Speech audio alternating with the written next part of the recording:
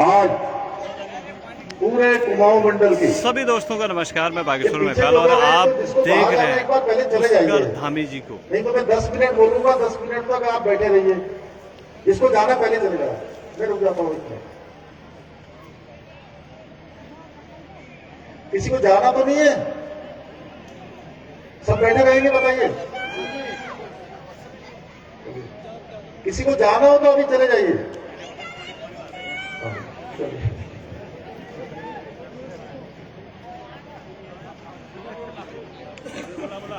विजय संकल्प यात्रा आज उसके शुभारंभ अवसर पर आप सबका आशीर्वाद लेने के लिए और हमारी पार्टी ने ये तय किया कि पूरे प्रदेश के अंदर बागनाथ की पवित्र भूमि से, सरयू और गोमती के संगम से और आप सबका आशीर्वाद लेकर, सबसे पहले आपका आशीर्वाद, भगवान बागनाथ जी का आशीर्वाद, सरयू और गोमती का आशीर्वाद लेकर हम आगे बढ़ेंगे। और उसके लिए हमने इस बागेश्वर की, बागनाथ भगवान की पवित्र भूमि को चुना है। इस यात्रा के शुभारंभ अवसर पर अभी आप सब लोग जिनको सुन रहे थे, ये हमारे गंगा पुत्र हैं। कल मां गंगा के पावन तट से जो पूरे गढ़वाल मंडल के अंदर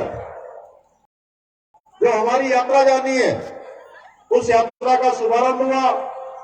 हमारी पार्टी के यशस्वी अध्यक्ष आदरणीय मदन कौशिक जी, इस मंच पर उपस्थित हमारे बहुत वरिष्ठ नेता, उत्तराखंड सरकार के कैबिनेट मंत्री आदरणीय बिशन सिंह चुफाल जी और आप सबके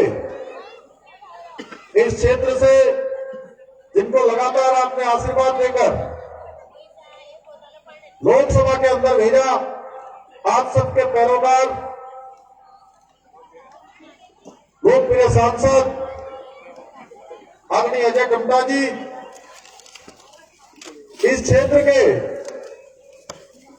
लोकप्रिय विधायक जिनको आप सब लोगों ने लगातार अपनी सेवा का अवसर प्रदान किया है, आदरणीय चंदन रामदास जी, और कपकोट क्षेत्र के लोकप्रिय विधायक हमारे वरिष्ठ नेता आदरणीय बलवंत सिंह भाटिया जी, हमारी पार्टी के जिला अध्यक्ष, जो मेरे समय में, जब मैं प्रदेश युवा मोर्चा में था, तब से मेरे साथ काम कर रहे हैं, भाई शिव सिंह बिष्ट जी, पूर्व विधायक आदरणीय शेर सिंह गढ़िया जी, हमारे पूर्व मंत्री आदरणीय राम प्रसाद टम्टा जी, हमारे प्रदेश के मंत्री आदरणीय पुष्कर काला जी, जिला पंचायत की अध्यक्षा बहन बसंती देव जी, और मंच पर विराजमान भारतीय जनता पार्टी के सभी हमारे वरिष्ठ नेतागण, जिला महामंत्री भाई राजेंद्र प्रयाग जी, जिला महामंत्री भाई सुरेश कांडपाल जी, यात्रा में जो लगातार यात्रा में रहने वाले हैं,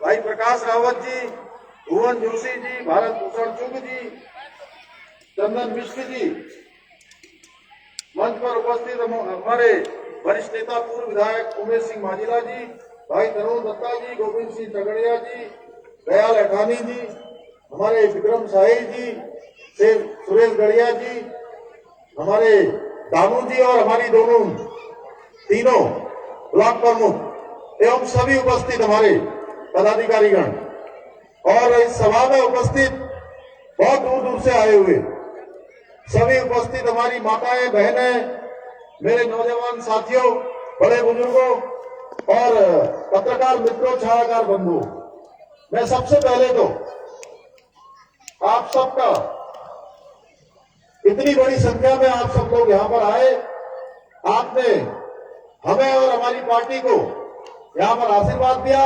मैं दोनों हाथ जोड़कर, शीश झुकाकर आप सबको नमन करता हूं, प्रणाम करता हूं। आज रैली के आज विजय संकल्प यात्रा के प्रारंभ में मैं इतना विशाल जनसमूह यहां पर देख रहा हूं। कल हमने हरिद्वार में भी इस यात्रा का शुभारंभ किया था। वहां पर हमारी पार्टी के राष्ट्रीय अध्यक्ष जगत प्रकाश नड्डा जी के द्वारा उस यात्रा को वहां पर प्रारंभ किया गया। मैं देख रहा हूं, मुझे पूरा यकीन हो गया है कल की हरिद्वार की विजय संकल्प यात्रा और आज बागनाथ की भूमि बागेश्वर की इस विजय संकल्प यात्रा को देखकर कि मैं पूरे विश्वास के साथ कह सकता हूं कि जिस प्रकार से आज देश मोदी जी के नेतृत्व में आगे बढ़ रहा है, आप सबका आशीर्वाद एक बार देवभूमि में फिर से आप सब लोगों ने निर्णय कर लिया है कमल खिलाने का। आप सभी की मौजूदगी बता रही है कि आपने विपक्ष की बकवास को नहीं बल्कि भारतीय जनता पार्टी के विकास को चुना है, जो लगातार मोदी जी के नेतृत्व में पूरे देश के अंदर चल रहा है, उत्तराखंड के अंदर चल रहा है। मैं आप सबसे वादा करना चाहता हूं कि आपके इस आशीर्वाद के बदले हम आपको एक विकसित बागेश्वर देंगे और एक विकसित उत्तराखंड देंगे। उसके लिए हम लगातार काम करेंगे। जब से मैंने मुख्य सेवक के रूप में काम करना शुरू किया है, तब से लेकर अभी तक लगातार 500 से भी अधिक हमने फैसले लिए हैं। और केवल फैसले ही नहीं लिए, उनके शासनादेश भी निकाले और बहुत सारी घोषणाएं करी हैं। उन घोषणाओं में भी हम शासनादेश निकाल रहे हैं, क्योंकि कई बार उसकी प्रक्रिया होती है, जो छोटी छोटी घोषणाएं जो आवश्यकता अनुसार होता है। हमारे सभी साथीगण कहते हैं कि आप इन घोषणाओं को कर दीजिए, तो उसकी एक प्रक्रिया होती है। वहां से पत्र आता है, पहले उसका घोषणा का शासनादेश बनता है, उसके बाद उस क्षेत्र से उसकी डीपीआर मंगाई जाती है, उसका पूरा एस्टीमेट बनाया जाता है, उसका समय लग रहा है। लेकिन हम आपको विश्वास दिलाना चाहते हैं कि जितनी भी हमने घोषणाएं की हैं, हम सभी घोषणाओं के शासनादेश निकालेंगे। और हमने इस क्रम में तमाम सारी घोषणाएं पहले भी की थी। जैसे यहां पर आंदोलनकारियों की बात आ रही है, हमने कहा था हम आंदोलनकारियों का उनकी पेंशन बढ़ाएंगे। और मुझे ये बताते हुए खुशी हो रही है कि आज से 2 दिन पहले आंदोलनकारियों की पेंशन बढ़ने का शासनादेश निकल गया है। जिनकी 3100 रुपए थी, उनकी हमने 4500 की थी, और जिनकी 5100 रुपए थी, उनकी हमने 6000 रुपए करी थी। इसी प्रकार से हमने जो आश्रित है, पति या पत्नी में से कोई भी आंदोलनकारी है, तो हमने उनको भी पेंशन दिए जाने की व्यवस्था की थी, उसकी भी घोषणा की थी, उसका भी हमने शासनादेश निकाल दिया है। हमने पिछले दिनों कहा था हम आंगनबाड़ी बहनों की मानदेय में बढ़ोतरी करेंगे। हमने कहा था हम आशा बहनों के मानदेय में बढ़ोतरी करेंगे।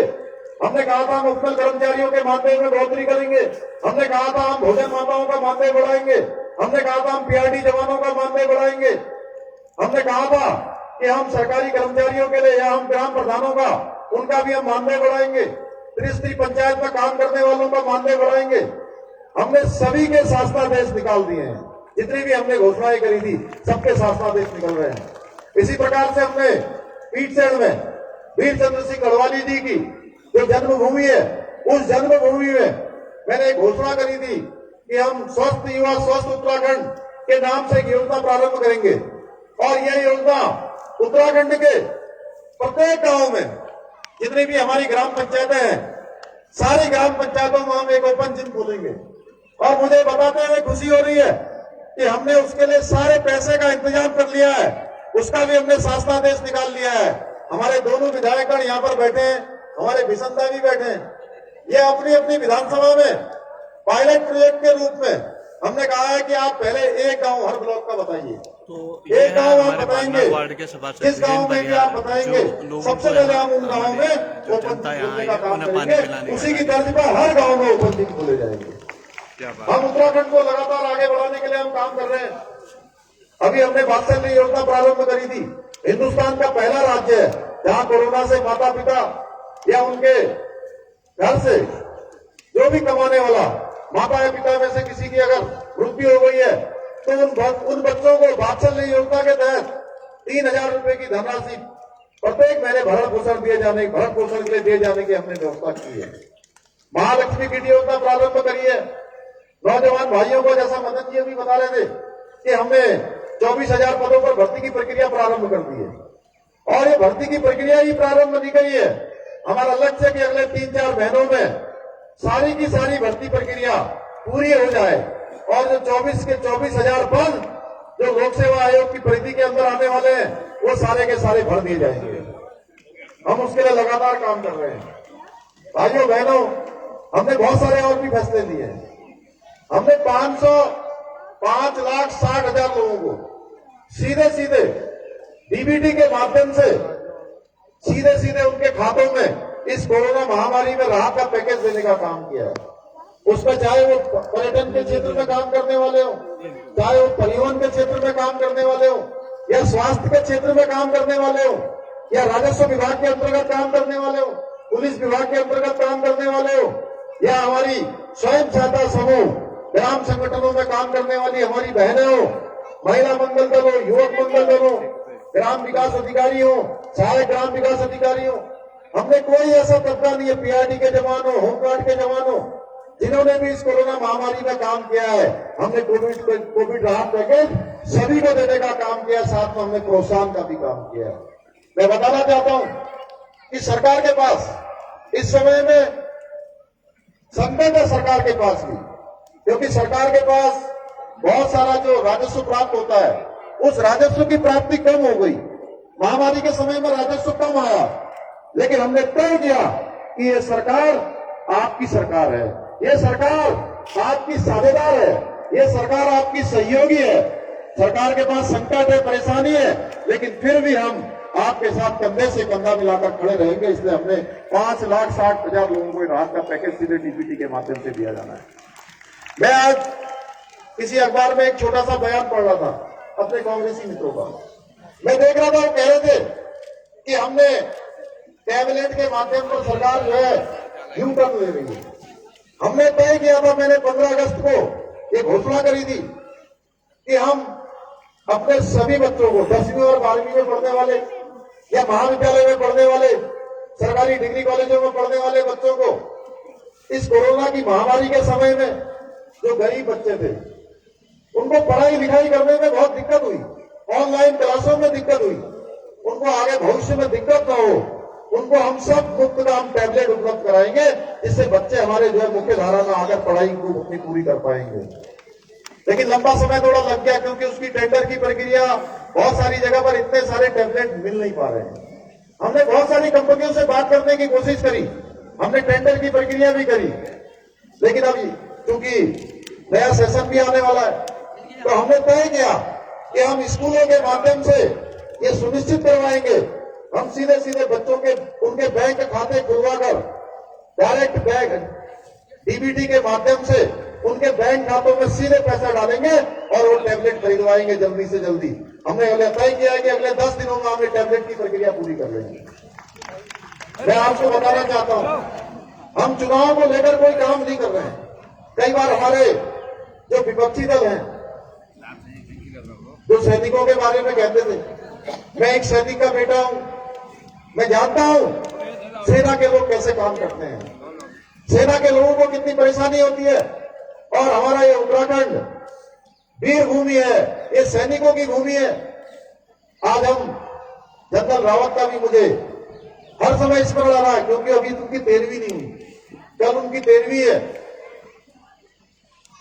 अभी कांग्रेस पार्टी की रैली हुई देहरादून में, और उस रैली में उन्होंने बड़ा चित्र लगाया था मंच पर जनरल रावत का, जनरल बिपिन रावत जी का चित्र लगाया था। और आज से कुछ साल पहले यही पार्टी थी जो कहती थी कि ये जनरल रावत गली के गुंडे हैं, चौराहे के गुंडे हैं। और आज राजनीति के चक्कर में, चुनाव सामने देखकर उनका एक पोस्टर लगाने को मजबूर हो गए। शर्म आनी चाहिए इनको, जो सेना से सर्जिकल स्ट्राइक का सबूत मांगते हैं। सेना के लिए कोई काम नहीं किया। 40 सालों तक 1 रैंक और 1 पेंशन की जो सैनिकों की मांग थी, उसको कभी पूरा नहीं किया। ये 40 साल रुकी हुई पुरानी मांग अगर किसी ने पूरी की तो जो सैनिकों का दर्द समझ सकता था, जो राष्ट्रभक्त भारत मां के लाल नरेंद्र भाई मोदी ने 1 रैंक 1 पेंशन लागू कर दी। सियाचिन ग्लेशियर के अंदर मैं जानता हूं, मेरा बचपन, हमारे भंडारी जी भी वहां बैठे देख रहे हैं बार बार, मैं जानता हूं कि एक सैनिक के जीवन में कितनी कठिनाई होती है, कितनी परेशानियों में वो जूझते हैं, बॉर्डरों पर जूझते हैं, -डिग्री 40 तापमान पर काम करते हैं, जहां बर्फ जमी होती है। हमारे यहां अगर 3-4 डिग्री माइनस तापमान हो जाता तो कैसी सुसु लगती है हाथ में, अकड़ जाता ना, हाथ अकड़ जाते हैं ना, नहीं चलते हैं। अब आप सोचिए जो -डिग्री तापमान में काम करते होंगे वहां कैसा होता होगा। ऐसे लोग जो बर्फ में काम करते हैं, सेना के लोग, उनको लंबे समय से मांग थी कि उनके अच्छे बूट होने चाहिए, उनके अच्छे जैकेट मिलने चाहिए, उनको अच्छे कपड़े मिलने चाहिए, अच्छे हथियार मिलने चाहिए। लेकिन ये कांग्रेस पार्टी की सरकार, जैसा अनुराग जी कह रहे थे, 55 सालों तक इस देश के अंदर एक पार्टी का शासन रहा है और इन 55 सालों में भी एक परिवार का शासन रहा है। इनको कभी सैनिकों की याद नहीं आई। और जब मोदी जी 2014 में देश के प्रधानमंत्री बने तो सबसे पहले उन्होंने कोई काम किया तो हमारे इन सैनिक भाइयों के लिए, उन सैनिकों के लिए वो बूट खरीदवाने का काम किया, उनके अच्छे जैकेट खरीदवाने का काम किया, अच्छे हथियार खरीदवाने का काम किया, जो फाइलें रुकी हुई थी उन फाइलों को स्वीकृति देने का काम किया। पहले क्या होता था, हमारे सैनिक जो सीमाओं पर काम करते हैं, हमारी देश की रक्षा के लिए जूझते हैं, आतंकवादी गतिविधियां होती थी, सीमा के पार से दुश्मन की गोली आती थी तो इंतजार करना पड़ता था। पहले जो टुकड़ी वहां काम कर रही होती है, जो सीमा पर कर रहे होते थे, वो कहते थे सीओ साहब को बताइए, सीओ साहब बताते थे ब्रिगेडियर साहब को, और ब्रिगेडियर साहब बताते थे डिप में जाकर, जो सैनिक होंगे वो जानते होंगे डिप क्या होता है, और डिप वाले कहते थे इसको कमांड में बताइए, और कमांड से जाकर मंत्रालय में जाता था और इसमें कई दिन लग जाते थे और इसमें हमारे सैनिकों की कितनी शहादत हो जाती थी, कितने बलिदान हो जाते थे, देश के लिए निछावर हो जाते थे, लेकिन वहां से ऑर्डर नहीं आता था। मोदी जी जब देश के प्रधानमंत्री बने तो उन्होंने सबसे पहले तय किया, उन्होंने कहा जब सीमाओं पर युद्ध हो रहा होगा, सीमाओं पर गोली चल रही होगी या दुश्मन की गोली आ रही होगी तो उसका जवाब देने के लिए यहां से नहीं पूछा जाएगा, अब दुश्मन की गोली का जवाब देना होगा तो वहीं पर खड़े हुए सैनिक गोली का जवाब गोली से देंगे। लगातार सेना के मनोबल को बढ़ाने का काम किया, चाहे आज गलवान की घटना हो, चाहे गलवान का युद्ध हो, चाहे वो म्यांमार की घटना हो, चाहे वो सर्जिकल स्ट्राइक हो, सेना का मनोबल लगातार बढ़ा है। सेना पहले भी बहादुर थी, सेना अदम्य साहस और वीरता का हमेशा परिचय देते आई है। भारत की सेना दुनिया की सबसे शक्तिशाली सेनाओं में से एक सेना है, लेकिन उसके मनोबल को गिराने का काम हमेशा उस पार्टी ने किया जिसने देश के अंदर 55 वर्षों तक शासन किया। 55 वर्षों तक जिन्होंने राज किया, उन्होंने कभी सैनिकों की और सैनिक परिवारों की चिंता नहीं करी। आज चुनाव आ गया है तो पोस्टर भी लगा रहे हैं, सैनिकों का झूठा सम्मान भी कर रहे हैं। मैं जानता हूं हमारे उत्तराखंड के लोग, हमारे उत्तराखंड के सैनिक सब राष्ट्रभक्त हैं, वो इनके बहकावे में आने वाले नहीं है। हमने देखा है, वो जानते हैं कि आज नरेंद्र मोदी जी किस भाव से देश की रक्षा कर रहे हैं, किस भाव से देश को विकास को आगे बढ़ा रहे हैं। नरेंद्र मोदी जी के नेतृत्व में चल रही इस डबल इंजन की सरकार में मैं आपको बताते हुए खुशी हो रही है, हमारे जो प्रतिनिधि इस मंच पर बैठे हैं, इन प्रतिनिधियों ने लगातार आज सबकी मांग थी कि टनकपुर से बागेश्वर रेल लाइन आनी चाहिए। मैं प्रधानमंत्री जी का धन्यवाद करना चाहता हूं कि अब उसकी डीपीआर बनाने का काम शुरू हो गया है। 29 करोड़ रुपया भारत सरकार से उसकी स्वीकृति मिल रही है। आने वाले समय में आपको टनकपुर से बागेश्वर की रेल की यात्रा आपको मिलेगी। और मोदी जी के नेतृत्व में केवल डीपीआर ही नहीं बन रही है, रेल की पटरियां भी जल्दी बन जाएंगी। जैसे आज पहाड़ के अंदर कर्णप्रयाग से ऋषिकेश रेल लाइन बन रही है, बड़ी बड़ी सुरंगों के बीच में से रेल लाइन पहाड़ों के बीच में से निकाली जा रही है। अभी मदन जी कह रहे थे वो पता नहीं किसका विकास उन्होंने किया 55 सालों में, हमें पता नहीं। वो कहीं दिखता भी है कि नहीं दिखता, लेकिन मोदी जी का विकास दिखता है। चाहे आज हम ऑल वेदर रोडों की बात करें, भारत माता श्रृंखला की रोडों की बात करें, या मेडिकल कॉलेज खोले जाने की बात हो, यही अल्मोड़ा में मेडिकल कॉलेज खुल रहा है, यही पिथौरागढ़ में मेडिकल कॉलेज खुल रहा है, हल्द्वानी में मेडिकल कॉलेज बन रहा है, हमारे कुमाऊं क्षेत्र के लिए एम्स दूसरा खुल रहा है। मैं प्रधानमंत्री जी का धन्यवाद करना चाहता हूं, पूरे कुमाऊं क्षेत्र के लिए उन्होंने हमको एम्स की भी सौगात दे दी है। जल्दी हमको जमरानी मार्ग भी मिलने वाला है। ऐसे बहुत सारे काम मैं यहां से गिनाऊंगा तो बहुत लंबी लिस्ट हो जाएगी। मोदी जी के नेतृत्व में लगातार विकास चल रहा है। हमारे जितने धार्मिक स्थल हैं, मैं आज से 5 दिन पहले बनारस गया हुआ था, वाराणसी गया था। वहां पर पहले गंगा के घाट पे जाते थे तो गंगा के घाट का जल लेकर काशी विश्वनाथ भगवान के मंदिर में आने का कोई रास्ता नहीं था, और मंदिर के अंदर जाने का इतना संकरा रास्ता हुआ करता था। आज उसके अंदर जाने के लिए हाईवे बन गया है, और कोई भी भक्त, कोई शिव भक्त वहां बाबा विश्वनाथ का दर्शन करना चाहता है, गंगा का जल चढ़ाना चाहता है, तो सीधे घाट से लेकर गंगा जल मंदिर में चढ़ा सकता है। इतना लंबा रास्ता बन गया है। ऐसा कॉरिडोर बना है जो अहिल्याबाई होल्कर ने 350 साल पहले वहां पर उस मंदिर का निर्माण किया था, उसके पुनर्निर्माण के काम करवाए थे। उसके बाद उसके बीच में कोई ऐसा आया नहीं जिसने काशी का विश्वनाथ भगवान का ऐसा कॉरिडोर बनाने का कभी स्वप्न भी सोचा हो। यह काम भी अगर संभव हुआ तो मोदी जी के नेतृत्व में संभव हुआ। भगवान राम का मंदिर, जिस भगवान रामलला के बारे में यहां बागेश्वर के लोगों ने भी जो है उसमें अपना योगदान दिया था, कार सेवा करी थी। सब सोचते थे, सब कहते थे रामलला हम आएंगे, मंदिर वहीं बनाएंगे, और इतनी सरकारें आती गई जाती गई, संभव नहीं हो पाया। अगर ये संभव हुआ, आज भगवान राम का अलौकिक राम मंदिर बनने की प्रक्रिया भी वहां पर जन्मभूमि स्थान पर प्रारंभ हो गई है। अब ये भगवान राम का मंदिर विश्व प्रसिद्ध स्थान बनने वाला है। आप देखिए केदारनाथ जी का 400 करोड़ रुपए की धनराशि से वहां पर निर्माण और पुनर्निर्माण के कार्य चल रहे हैं। पहले चरण का काम पूरा हो गया है, दूसरे चरण का काम शुरू हो गया है, तीसरे चरण का काम अप्रैल में शुरू होने वाला है। इसके बाद बद्रीनाथ जी का वहां के लिए भी 250 करोड़ रुपए का काम शुरू हो गया है। हमारा प्रयास है आने वाले समय में हमारे सारे धाम, सारे मंदिर, सारे धार्मिक स्थल, इन सभी को आगे बढ़ाने का काम मोदी जी के नेतृत्व में हो रहा है। अब इनकी सरकारों में किसको बढ़ाने का काम हुआ, मैं उसके बारे में बोलना नहीं चाहता, आप सब लोग समझदार हैं। इन्होंने स्वयं का विकास किया, परिवार का विकास किया, और देश के साथ समझौतों पर समझौते किए। अभी 16 दिसंबर को विजय दिवस मनाया गया, 50वीं वर्षगांठ मनाई गई भारत की जीत पर, जिस पर हिंदुस्तान के इतिहास की सबसे बड़ी विजय थी, जिसको सेना ने प्राप्त किया। 93,000 सैनिकों को आत्मसमर्पण के लिए भारतीय सेना ने मजबूर कर दिया। उस विजय दिवस के अवसर पर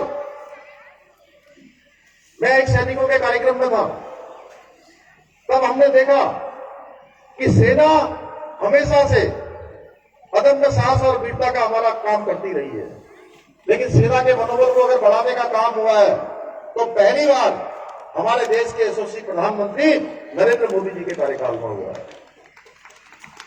आज देश आगे बढ़ रहा है, और मोदी जी का इस प्रकार से हमारे साथ लगाव है। उत्तराखंड की धरती से जो उनका विशेष रिश्ता है, कर्म और मर्म का रिश्ता है, इस कर्म और मर्म के रिश्ते को हमें आगे बढ़ाना है। आप सबके बीच में आज आप सबका हम लोग आशीर्वाद लेने के लिए आए हैं। कांग्रेस के नेता उत्तराखंड का विकास करने के वादे करते हुए घूम रहे हैं, लेकिन जब इन्हें सत्ता प्राप्त थी, इन्होंने काम नहीं बल्कि उस समय कारनामे किए थे। ये किसी से छुपा हुआ नहीं है। इनके राज में घपलों की सूची इतनी लंबी है, अगर उसे लिखना शुरू किया जाए तो 1 वर्ष बीत जाएगा, वो घपले पूरे नहीं होंगे। इन्हें केवल और केवल सत्ता का लोभ है, राज्य की जनता से कोई इनका लेना देना नहीं है। और मुझे थोड़ा हंसी भी आती है। हालांकि मैं किसी का माहौल कभी नहीं उड़ाता। आज कुछ नेता जो उत्तराखंड निर्माण का ही विरोध कर रहे थे और आज कह रहे हैं कि मुझे उत्तराखंडियत से लगाव है। मैं भी आप ही के बीच में पैदा हुआ हूं। ये बिसंदा जहां के विधायक हैं, वहीं पैदा हुआ मैं। ऐसा गांव कि वहां भी सड़क भी नहीं बनी है वहां। अब बन रही है धीरे धीरे। बिसंदा ने प्रस्ताव किया है वहां पर। असली उत्तराखंडियत को जानते हैं, अच्छे सैनिकों को जानते हैं, उनके दर्द को जानते हैं और उनका मर्म समझते हैं, दर्द समझते हैं, उसको लेकर काम कर रहे हैं। मुझे जितना भी समय मिला है, मैंने कोशिश की है कि एक एक पल और एक एक क्षण केवल और केवल अपने उत्तराखंड के 1,25,00,000 भाई बहनों को समर्पित करूं, अपने उत्तराखंड को समर्पित करूं। भाइयों बहनों, देवभूमि की देवतुल्य जनता ने, जो लोग सेना से सर्जिकल स्ट्राइक का सबूत मांगते हैं, सेना का अपमान करते हैं, हमारे जनरल रावत का अपमान करते हैं, उनको पहले भी उचित स्थान दिखाया है कि आपका स्थान कहां है। और इस बार भी जनता इनको सबक सिखाएगी। उत्तराखंड की जनता अपने स्वाभिमान को ठेस पहुंचाने वालों को कभी माफ नहीं करेगी। ये जनता इस बार कांग्रेस का पिछली बार से भी ज्यादा बुरा असर करेगी। ये मैं स्पष्ट देख पा रहा हूं आप सब लोगों के आशीर्वाद के कारण से। इन लोगों ने न तो कभी प्रदेश का सम्मान किया, न ही प्रदेश की जनता का, न ही इन्होंने देवभूमि के तीर्थ स्थलों का सम्मान किया, न उनका कभी निर्माण कार्य किया और न ही हमारे सैनिकों का। तीर्थ इन्हें तभी याद आते हैं जब चुनाव आते हैं। वीर सैनिक हमें पहले इनके लिए गली के गुंडे थे, दुष्कर्मी थे। आज चुनाव आ गया तो इनको सैनिकों की भी याद आ गई। मोदी जी को क्या गंगा जी में स्नान नहीं करना चाहिए था? मैं आपसे पूछना चाहता हूं। अभी काशी में, बनारस में मोदी जी गंगा में स्नान कर रहे थे। उसका चित्र आता है, पूरे देश में जाता है, क्योंकि वो गंगा भक्त है। जब वो पहली बार चुनाव लड़ने के लिए गए तो उन्होंने कहा कि मुझे मां गंगा ने यहां बुलाया है। तो मोदी जी के गंगा में स्नान करने को लेकर केदारनाथ भगवान में मंदिर का निर्माण कर रहे हैं, 400 करोड़ की योजनाओं का, बद्रीनाथ का निर्माण कर रहे हैं, हमारे सारे धामों का निर्माण कर रहे हैं, हमारे यहाँ की सड़क बना रहे हैं, राम जन्मभूमि में राम का मंदिर बना रहे हैं। तो कहते हैं बनाना नहीं चाहिए, मोदी जी की आलोचना करते हैं। बताइए आप लोग इसको ठीक मानते हैं क्या? क्या मंदिर बनना चाहिए था कि नहीं बनना चाहिए था? मैं आपसे पूछना चाहता हूं, हमारी बहनों से मैं पूछना चाहता हूं कि मंदिर बनना चाहिए था कि नहीं बनना चाहिए? मोदी जी को राम मंदिर बनाना चाहिए था कि नहीं बनाना चाहिए था? जरा जोर से बोलिए अभी आप। ये मोदी जी तक की आवाज जाएगी कि आप लोग बागेश्वर की, भगवान बागनाथ की भूमि से उनका समर्थन कर रहे हैं। मंदिर बनना चाहिए था कि नहीं बनना चाहिए?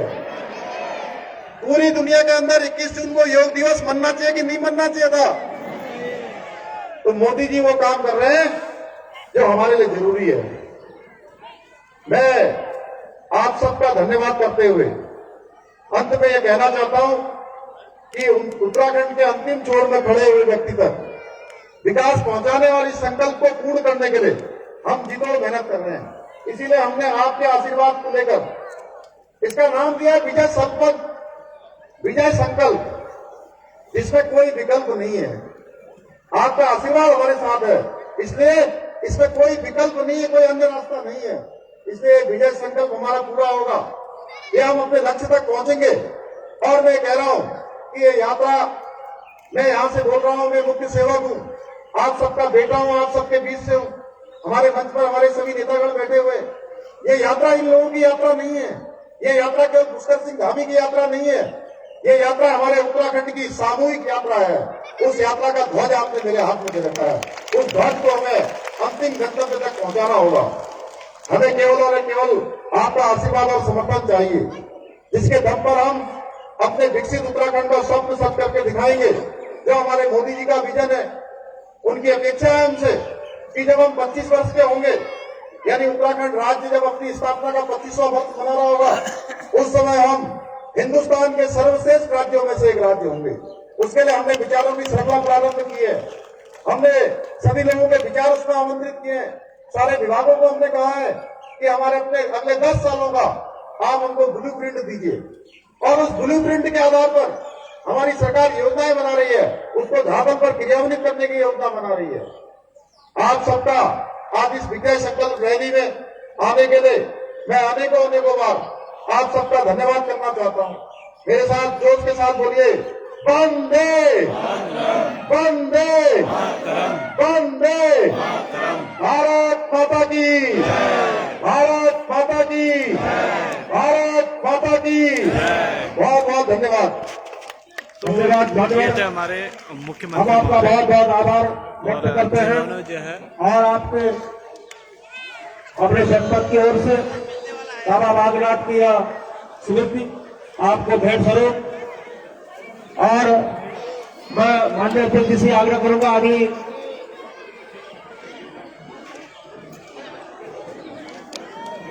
प्रदेश अध्यक्ष जी का यह अर्पण लेकर स्वागत और अभिनंदन।